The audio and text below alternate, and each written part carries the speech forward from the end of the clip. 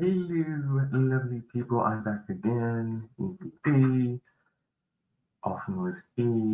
I mean, just call me by a bunch of freaking names, alright? Anyway, back celebrating 17 years of YouTube to the month. And as part of the celebration, I'm going to be publicizing all of my videos that I've ever created on YouTube. Um, a lot of them have been hidden away private in my vault simply because, society, opinions, applying for a job. So now that we live in a completely different universe, I think that it's kind of that time. I think enough time has passed to where these older videos can like kind of be out there and not be made like a real big deal about. They're older videos, they're mine, they're my thoughts, they're me. They're a different. It's a reflection and a time machine into what kind of like personality I was, right? Um, I guess my sense of humor may have been kind of like drier or something. I wasn't like, I guess I wasn't as, I don't know what you call it, like jolly or something back then. I was kind of serious, but, okay, I was serious. So, I was participatory. I think I'm a hardcore Democrat, hardcore liberal. Those are liberal ideas I'm spitting. So I own that, still own it. I still don't disagree with anything that I've said, even though that a lot of my stuff is repetitive. Like I guess when I speak, sometimes I'm trying to make a point, and it was 10 minutes back then, the 10-minute limit. So as you're going on to make another point and another point, you kind of want to sum up what you kind of said so you can make your next point. But I'm thinking that was my process back then. But anyway, I've already queued up another video. Let me go ahead and share that now. Let's see. Screen. And this one is called Racism in America. Everyone's been talking about it. I mean, every person has a point of view on it. This is mine. So we're just going to go ahead and get into it. I mean, hell, why not?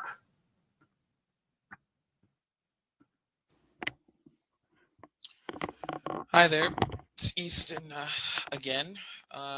Most people call me E. I just got back from an interview, so I'm just trying to relax and get into that relaxed mode. Anyway, I'm here because of some responses and feedback that I've had from some of my videos, which are good. Um, well, some of them are pretty negative, but their responses all and feedback all the same, which is what I feed off of, which is what I take in, think about, and then produce another video. So the subject I wanted to kind of touch on today, I didn't want to go too knee deep into it because that would take forever. I wanted to touch on racism in America and how white people perceive it and black people perceive it. Now, as you know, we have a big presidential campaign coming up. We have the first African American running for the White House. Basically, his campaign is on, unity, hope, bringing this country together in order to solve one of our all of our major issues, such as the economy, the war, education, taxes, jobs, and so forth. But there's a handful of people on YouTube who perceive Barack Obama to be a racist, and they have no evidence of it, not whatsoever. Um, all this so-called Muslim talk. Oh, he was a Muslim. He's Muslim. He has a Muslim belief. That was debunked. Oh, he's a racist. Oh, he made racist comments. That was debunked. I mean, really? I mean, do you really need me to break out the dictionary and tell you what it is? You can look on dictionary.com. I implore you to do so. Racism, a belief or doctrine that differences among the various human races determine cultural or individual achievement, usually involving the idea that one's own race is superior and has the right to rule others. That's it. I, being myself, believe, oh, you know, that would mean that I would believe, since I'm black, I'm superior to all other races: Hispanic, white, Asian, uh, Latin American, whatever. Um, my race has the right to rule everybody and speak for everybody and dominate everybody. And a lot of people throw that word around, but really don't know what that means. Pretty much, Obama doesn't have that point of view. He's never had that point of view. He's not campaigning on that point of view. So, because he's not running on that point of view and he hasn't said anything, he hasn't really done anything, you want to look at the book of The Audacity of Hope, pointing excerpts out of there that prove what? Actually, nothing. That he's a mixed American growing up in a racially divided society, and how he has struggles and internal conflicts with that, and how he had to deal with it coming up. And he decides to share with everyone his personal experiences and what choices he had to make in life. So, not one word that I've heard out of that book from people who've been quoting it, because I don't own the book yet. I plan on buying it, but I've not heard one word that indicates that his race, which is mixed, is superior to all others, and has the right to rule. There's not one valid argument. I've heard it from not one person. So if you can't lose the audacity of hope, you look to his church. You look at Reverend Wright. Reverend Wright uses speeches talking about how, America has done so much damage to the world. Nagasaki. He speaks of Nagasaki and Hiroshima, which a lot of people died. I mean, it was a world war. We got into it. America got into it.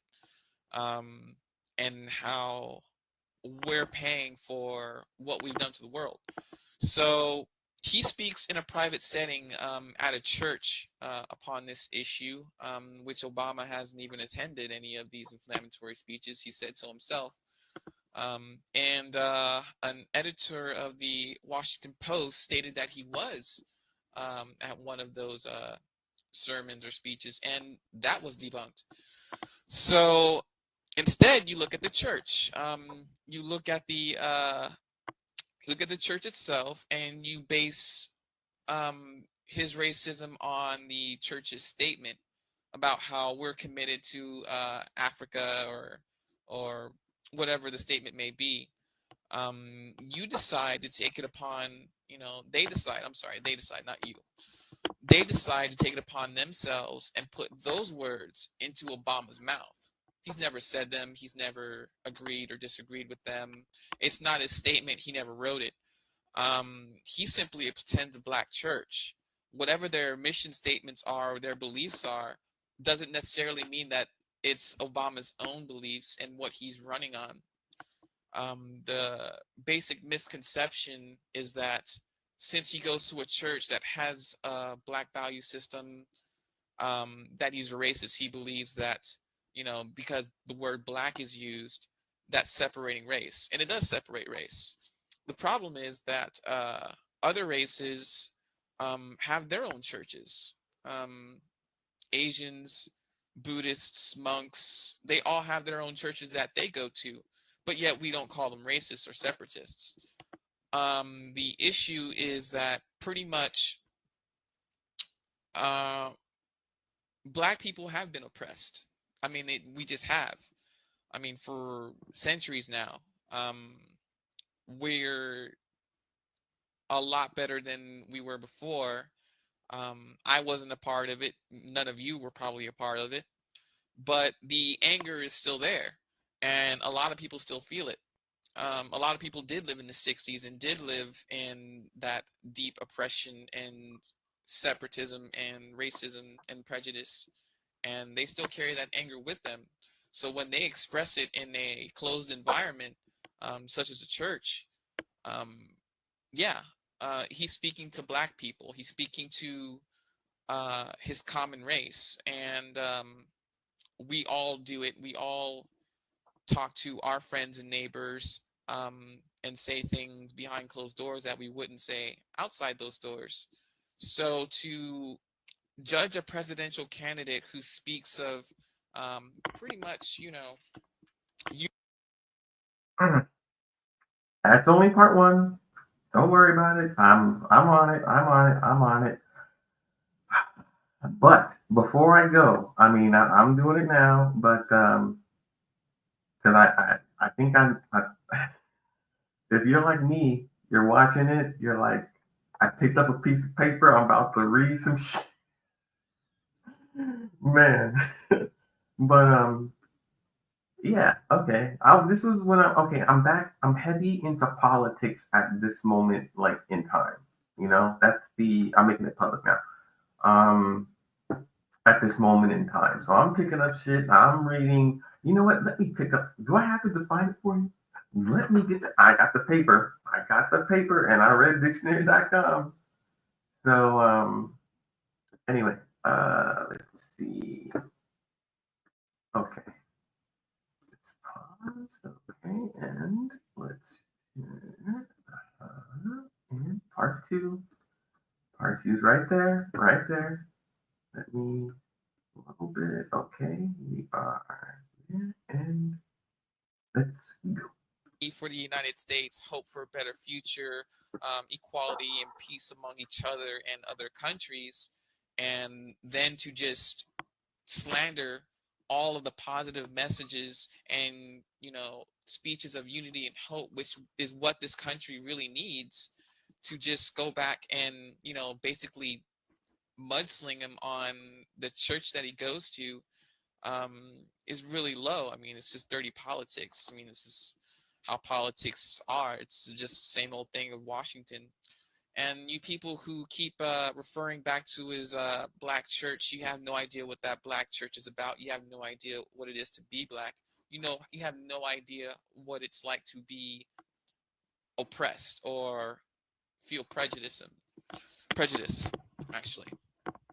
The reason I state that is because obviously, if you did know what it was like, then you know that this man is fighting against it. And if he's fighting against it, then there's nothing wrong with it. People who do know where he's coming from and do understand his speeches and does understand how everyone is rallying up behind him, how he's winning in the election. It's not because he's black, it's because he knows what he's talking about. He's been there. He's felt what's wrong with this country. He knows what's wrong with this country. He's been through it. He's worked with it. He's worked with others to overcome it. And he's overcome a lot to get where he is today. And that is a huge message. That means that anyone can achieve, no matter where you come from. So my problem with those individuals who choose to try and slander his good name, which it is a very good name, is the fact that you don't have a problem with a president who lied us into a war and who has spent all of our money and has doused our economy into a recession and has outsourced our jobs overseas and does nothing on immigration and does nothing on healthcare. You don't have a problem with that. But what you do have a problem with is a African American candidate who speaks of hope, unity, equality, and peace, and working in a positive way to bring people together. It's as if you like the diversity. It's as if you like things the way they are. The first person who ever speaks, the first candidate who ever speaks of unity, hope, and equality and peace among, not just, the United States, but the entire world. The first candidate to ever really touch on it and speak on it and run on it. This is a person that you pick to slander simply because of his race. And I think if you want to be honest, then just be honest. You don't want an African American president. If you don't want an African American president, that means that you feel that he doesn't represent you somehow just because of the color of his skin, and you're more comfortable with someone such as Hillary or John McCain rather than Barack Obama. And the sole definition of racism, like I just said, the last couple of sentences sums it up, usually involving the idea that one's own race is superior and has the right to rule others. That's what racism really is. Barack Obama's not running on it, nor has he ever run on it, nor has he ever believed it. He comes from both backgrounds of black and whites. He's heard racism from both sides. So to simply state that he's racist without any real evidence to back it up at all, just empty rhetoric, doesn't hold a cup of water with anyone, which is why he is winning in the presidential race today. Um, I believe it's your own insecurity. I believe you're afraid. You're afraid of being just like you would be afraid and use the same tactics if it was a Latino president. You'd be afraid that he'd be biased and he'd be allowing all immigrants to just run rampant across the border and not do anything about it, or lean towards Latinos and rights and jobs and things like that. So you're more comfortable with history being ruled by Caucasian men or women, rather than African American who actually wants to get things done and get past this. Now, we can't get past racism individually. We'll never get past racism with those individuals pointing out false accusations. We'll only be condemning ourselves to more of the same um, economic standards, wars, um, uneducated people, things like that. The problem is that I want Obama to win because he's talking about bringing the country together in a way that has never been done before. And he's already done that in this presidential campaign. More people have come out to vote more now than ever before. Well, since a long time. I don't have those statistical numbers. I really don't care. But the fact that young people and old people alike are excited about him is because he's running on these positive messages, because we believe that we can get these things done and we can move past it. I mean, my generation is pretty much 2000, class of 2000. Hello to all you 2000 classes out there. Anyway, in my generation, I've seen that. I've seen the bias. I've seen the prejudice. I've seen the racism out there, and I've seen it grow, and I've seen it diminish. The only difference is that when I see the diversity grow among a high school or middle school, it's usually because of fear. But when I see a neighborhood, and I have lived in a bunch of neighborhoods, my mom was in the military. I have seen a bunch of neighborhoods who aren't afraid, who are positive, who talk to each other, who get to know one another and is familiar with each other, and there's just no fear. Not at all. I mean, you live in a community which is safe because everyone knows each other, everyone talks to each other, no matter of race, color, background, or religion. That's how your neighborhoods can be safe. That's how a country could be safe, by opening dialogue from instead of pointing fingers, instead of looking at the past, instead of trying to run off the past. You need to be looking toward the future. You need to get familiar with people that aren't of your own background, that aren't of your own color or religion, and know what they have to say. The more you know someone, the less you are afraid of them. And the less you're afraid of somebody, the more secure you are about being around them and being secure with yourself. So a lot of people don't know the African American culture or their beliefs, and they assume by watching BET and MTV that they do know, and actually they don't. They only see a small part of it, which is what, hip hop and rap, things like that. Skimpy women on music videos, and that's just what they think we're all about. I mean, it's just stereotypes. And what the problem is that these same individuals um, use those stereotypes to judge everyone, an entire race. Now, of course, I can sit here and say that all white people are crazy and warmongers because I can point to Hitler and I can point to Napoleon. I can point to a bunch of dictators and people who wanted, worldwide power, things like that, white supremacy over anything else. I mean, you still see that in our culture today. You see terrorism here at home, pretty much, and no one's done much about it. We pretty much accept it. I mean, and we shouldn't, which is the problem. I mean, every time you hear about, New York City's finest shooting unarmed black men just because they look.